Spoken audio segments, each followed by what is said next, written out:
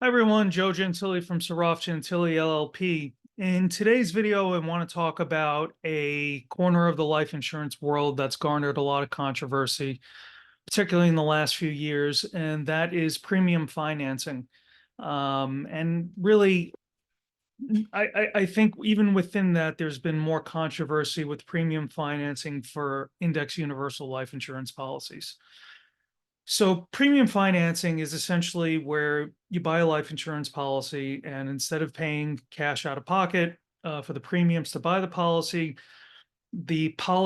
is financed by a loan from a third party bank. It's a relatively simple concept. The origins of premium financing are, I think these arrangements were initially targeted towards high net worth or ultra high net worth individuals that had a need for permanent life insurance, but had um, an illiquid net worth. A lot of their money was tied up in a business or was tied up in real estate, and so they didn't necessarily want to use the cash on hand for life insurance, or they had the cash on hand, but they felt like they had better investments to commit the money to, such as reinvesting in their own business rather than putting it into life insurance. And so that's where it started. I think there's an argument that for some ultra high net worth individuals, and particularly for those with illiquid estates, this could be a good tool for them if used properly.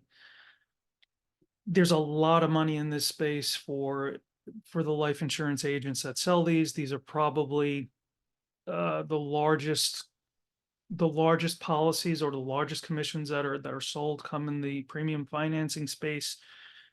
So whenever you have incentives like that, you start to see a good idea that worked for a relatively small group of people start to expand in scope as to who it was applied to. And as that scope expanded, um, the use becomes less suitable. So we've seen a lot of cases where the suitability of these transactions is, let's say, questionable.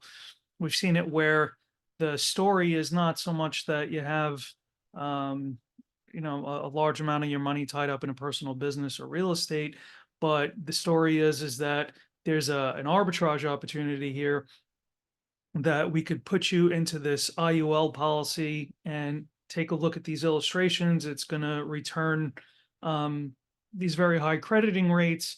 And at the same time, you could borrow money really cheaply to finance it. And you're essentially getting free life insurance. And by the time you retire, you're going to pay off this loan with cash value, and all this cash value that you have left over is going to create this tremendous income stream. Now, that story is largely a fantasy, and that's been sold really just emphasizing the best case scenarios of having this IUL policy just absolutely shoot the lights out in terms of the crediting returns that it's getting, all the while your interest rates on your loan staying low, your collateral values staying stable, that you don't need to put up more collateral. But that's not the reality how this is really playing out. What we're seeing in a lot of cases is that people who do have index universal life that's premium finance, as interest rates have gone up, the interest payments have increased on the loans. For people that have their money hinged to engineered indexes in particular, the crediting rates on those have been a lot lower, in some cases pretty anemic, below 2%. So we're seeing a lot of people that have they're underwater essentially. The interest rates, the interest owed on the loans is higher than the crediting rates on the policies, and you're seeing large collateral calls. We're also seeing that for people that want to get out of these, the cost of getting out of them is quite high. If you have a policy that's not very old, there's a good chance that the amount of money you've put in is not fully reflected in the cash value yet. So you'd have a loss there. There's fees that you've paid to get the loan that's lost, and you're going to owe the loan back. So what was initially pitched as this great kind of arbitrage, low risk situation is now turned into a disaster. And a lot of people, unfortunately, because leverage was involved, the policies that they've taken out are much, much larger than they would have if they were paying premium out of pocket. So the damages in these situations and the detour to their financial lives is just tremendous. So this is a situation that I think we're going to see a lot more activity on in the litigation space, because as interest rates go up, more and more of these policies are not performing as to what was expected.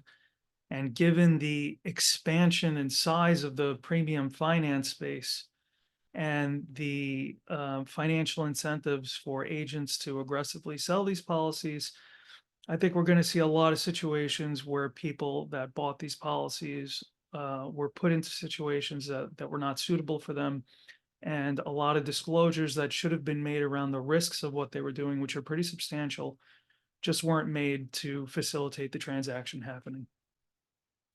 So if you have any more questions, if you have any questions about this, or if you have a situation where you've premium financed a policy that's not performing very well, I'd be happy to talk, take a look at it, see if there's any potential legal claims that you could have related to that. So thank you. I hope this video was useful.